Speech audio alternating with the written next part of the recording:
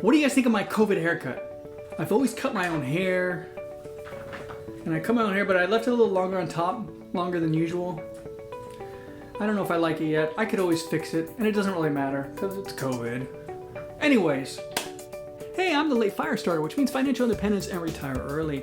I'm using cash flowing rental properties and dividend investments to get to my financial independence number, which at this point is $5,000 a month in cash flow. And once I get there, I will be financially independent, and who knows what we'll do. I am getting close. I'm about halfway at this point. And I'm the late fire starter because I got started late in life, and so I don't have as much time for those compounding interests to kick in, and that's why I went the way I went. If you haven't already, I would love for you to subscribe and follow along on my journey.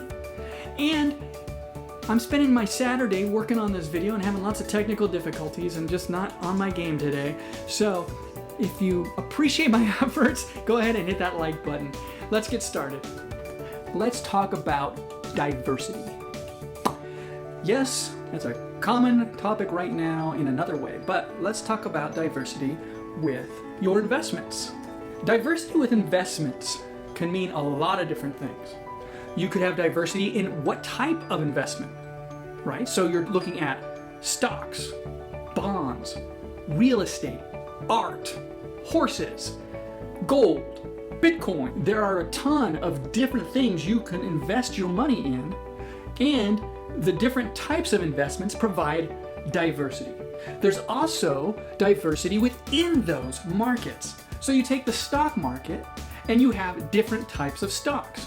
You have growth stocks, companies that are going to grow, like Tesla, for example. And then you have value stocks, stocks that you know are going to be around for a while. They're not growing as fast, but they're a good buy for the money.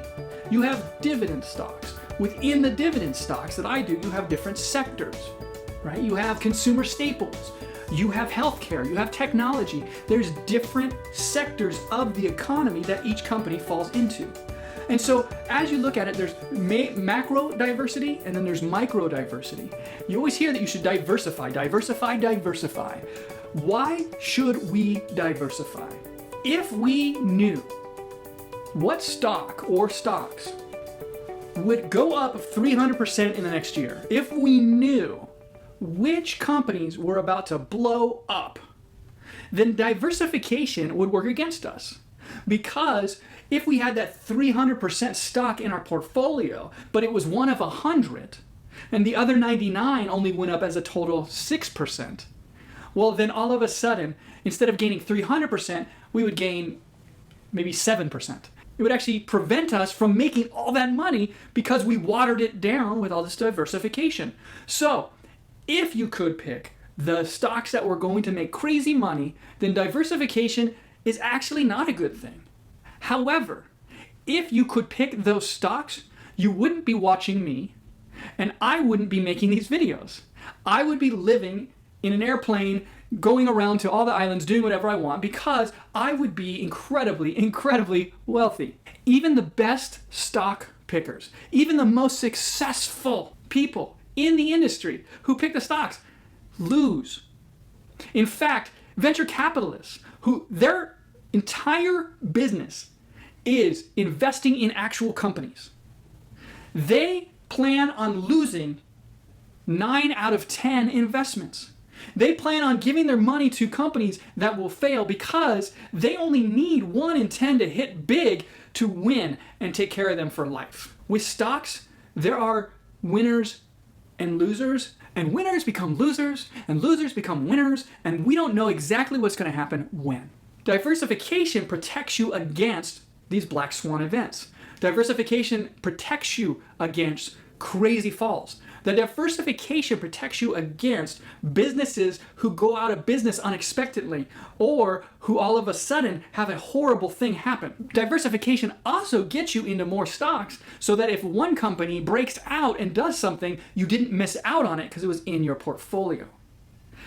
So diversification is really a hedge against losing everything. So you're giving up major upside to protect against losing it all. And so that's why diversification is important, because we are not purely gamblers. The money we are using is for our livelihood. In my case, it's for my financial independence and my retirement. For your case, it's probably for buying a house or your financial independence or your kids' college or retirement or all of the above. It's not money that we can just lose. And so we will have ups and downs in the markets, but we need to protect against losing it all. And diversification is our main weapon towards protecting that. So a lot of people, including myself, buy ETFs, electronically traded funds, to automatically diversify. For example, in my dividend investing, I can buy all these different stocks, but I decided to invest heavily in VYM. It's Vanguard's High Yield Dividend Investment Fund. And so in VYM, there are over 400 different stocks. By buying one share of VYM, I have over 400 shares diversified immediately. So if I buy VYM and I have over 400 shares, am I done? Am I diversified? Well, that's the question I've been having. Is one ETF or two or three enough? Should you have just one if it has enough stocks in it? Can you diversify with two ETFs? Do you need three? How do you know what you're missing out on? So I can look at all the 400 plus holdings in VYM and look at all the percentages and do all that work and then take another ETF and compare them all. But that is not something I want to do. That's going to be a lot of work. And it's just not something that would be easy because I don't know every single company, and I'd have to look up every company to figure out what sector it is, and then look at the percentages, and it would literally be an all-day affair, if not like forever. And then what happens when the ETF rebalances and changes? So I wanted to know what ETF stocks these sectors were in. I wanted to know what percentage of my holdings were in healthcare, what percentage were in consumer defense, what percentage were in utilities. And I want to know, am I heavy in one sector, heavier than I want to be? And am I lower in another sector? Maybe I need to add some of that. And I found a tool that does just this. It's a tool that many people are familiar with, or maybe you've never heard of it, but it's called Personal Capital. Personal Capital, it's an app and a website, and it is the tool that I have found to take my ETFs and break them out into different sectors, and I love it. So I wanted to show you my Personal Capital sector breakdown of my holdings and then tell you my thoughts on my sector diversification. Okay, so here's my Personal Capital. So this is the main stage here. So it shows cash flow, budgeting, all that stuff. It shows my different accounts, my different investments, my credit, my loans, my mortgages, and my other assets. A lot of people who do real estate investing, they don't like Personal Capital in this area right here, because these are my homes, these are my rentals, and this Zestimate, this number is taken from Zillow.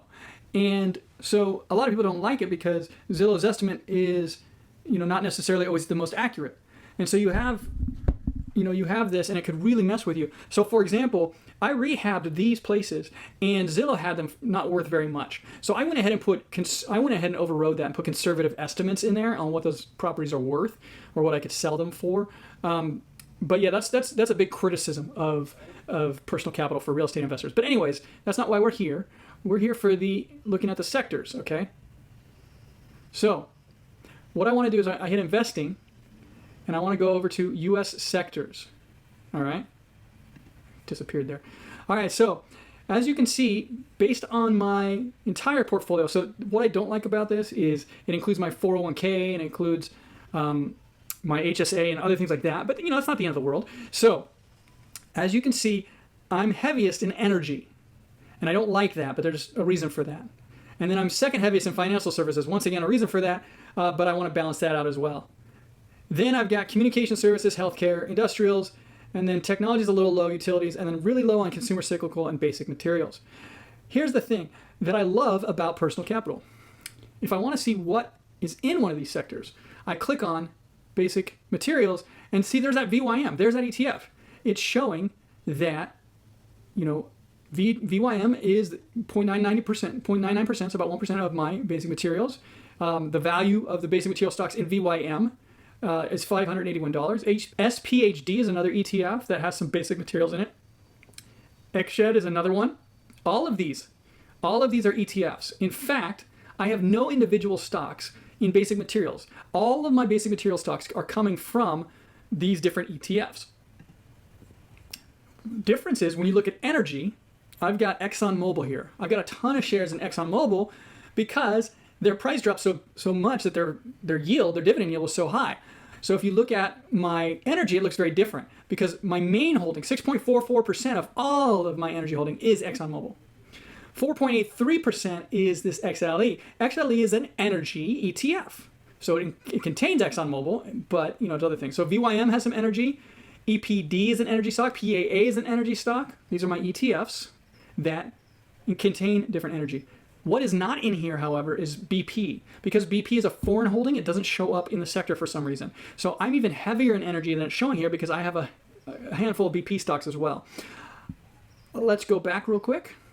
Let's look at financial services. Here's another one. 6.34% of all of my financial services are in this one holding. Okay, this is a BDC. I'm going to do a video on BDCs eventually, but I have too much in this stock. In fact, I'm trying to sell it. I've got a limit order in to sell it once it gets back up to what I bought it for. It's a little down right now. And then these are ETFs again.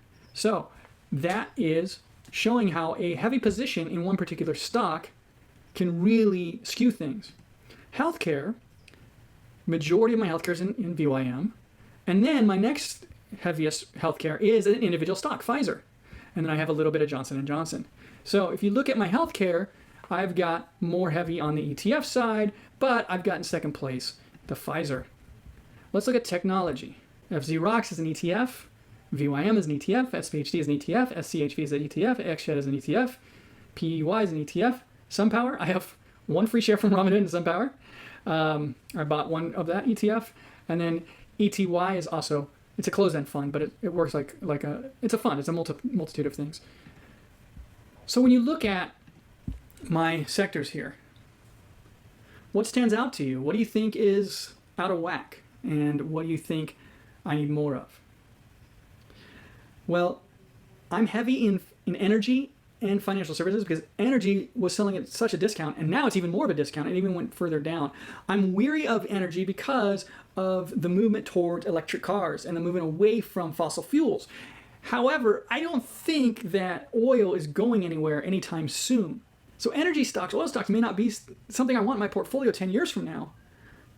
But for the next 5 years, I think it'll be fine. And I think once oil rebounds, I'm going to get my money back on all of these. But what I am doing is I am not reinvesting my energy stock dividends. I am going to take my dividends from those energy stocks and use those to balance out my sectors. I'm doing something similar with the financial services. Most of my financial services are heavy because I am big on a couple BDCs. BDCs, or business development corporations, are unique. They're kind of like REITs, but they're basically lenders. And I'm going to do a whole video on BDCs because they have very high dividend yields. The question is, are they safe or is it dangerous? I like where my healthcare is at. My communication services is high because I put a lot into AT&T because it was at a discount. It's even more a discount now with the last couple days.